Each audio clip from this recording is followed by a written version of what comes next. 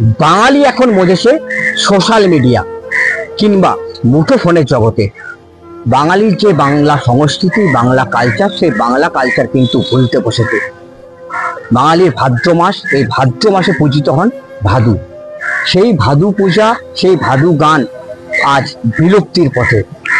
বাঙালি এখন তার মুঠোফোন, তার সোশ্যাল মিডিয়াতে কিন্তু তারা মজে গেছে, তারা তাতেই কিন্তু ব্যস্ত। আর এই বাংলা সংস্কৃতি আজ হারিয়ে যেতে বসেছে। তাই কাঁকসা সহ বেশ কিছু এলাকা এই রাঢ়বঙ্গের যে ভাদু গানের প্রচলন এক সময় হয়েছিল, যেখান থেকে ভাদু গানের সৃষ্টি হয়েছিল, সেই রাঢ়বঙ্গে কিন্তু এখন ভাদু গান হারিয়ে যাচ্ছে। বিলুপ্তির পথে ভাদ্র মাসের ভাদু গান, ভাদু পূজা আজ বাঙালি মজেছে সোশ্যাল মিডিয়াতে, ভুলেছে বাংলার সংস্কৃতি।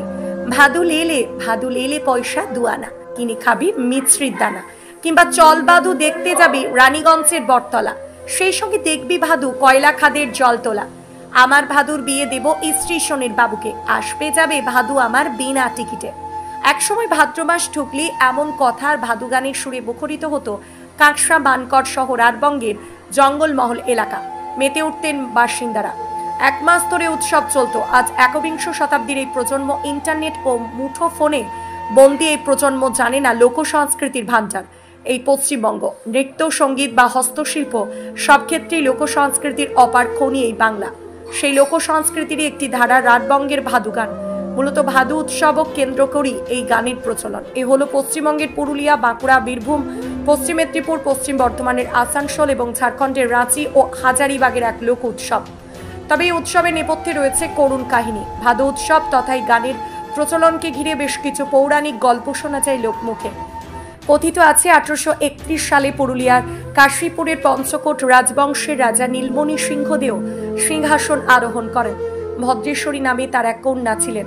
বিয়ের পর শ্বশুরবাড়ি যাওয়ার সময় পথে দস্যু আক্রমণ হয়, তাতে ভদ্রেশ্বরীর স্বামী প্রাণ হারান। স্বামীর শোকে ভদ্রেশ্বরীও আত্মহত্যা করেন। আবার অনেকে মনে করেন তিনি বিয়ের আগে মারা গিয়েছিলেন। সেই কন্যার অকাল মৃত্যুতে রাজা ভেঙে পড়েন। পরে কন্যার স্মৃতি রক্ষায় চালু করেন ভাদু পুজো। বর্তমানে পরিবর্তনের স্রোতের সাথে তাল মিলিয়ে চলতে না পেরে বিলুপ্ত হতে চলেছে ভাদু গান। শিকড় ভুলে বাঙালি মজেছে সোশ্যাল মিডিয়াতে, ভুলেছে বাংলার সংস্কৃতি। গ্রাম বাংলার আর সব লোকশিল্পীর মতো ধুঁকছেন ভাদু শিল্পীরাও। অনেকে অবশ্য বাপ ঠাকুরদার রেওয়াজ বজায় রাখতে নেশার মতোই আঁকড়ে রেখেছেন এই সংস্কৃতি।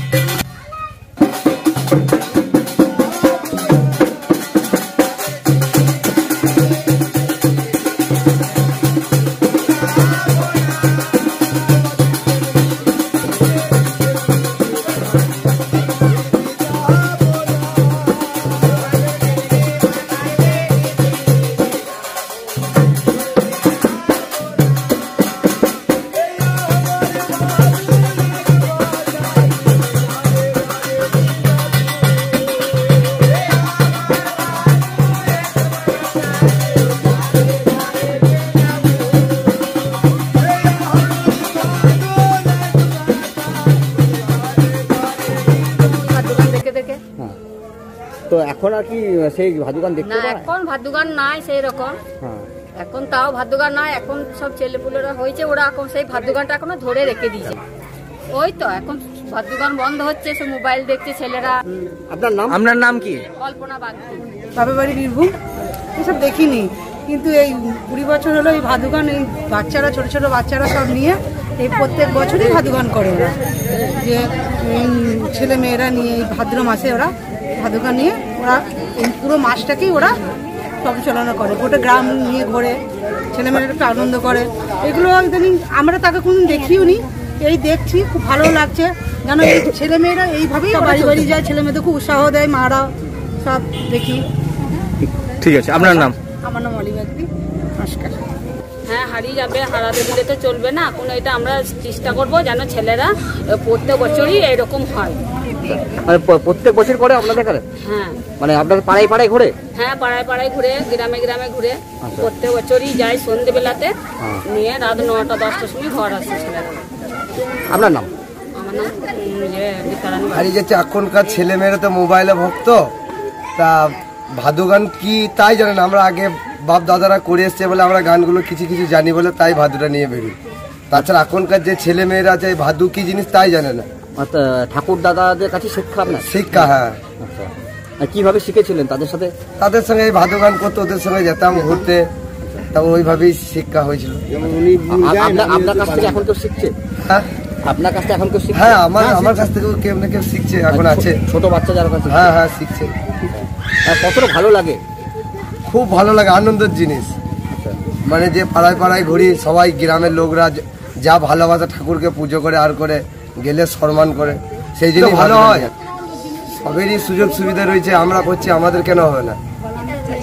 আমরা তো চেষ্টা করে যাচ্ছি ধরে রাখার। তারপর সরকার যদি কিছু দেয় তাহলে আরো আমাদের আগ্রহ বাড়বে। আপনার নাম? আমার নাম সম্রাট লোহার। কতদিন থেকে করছেন এটার সাথে?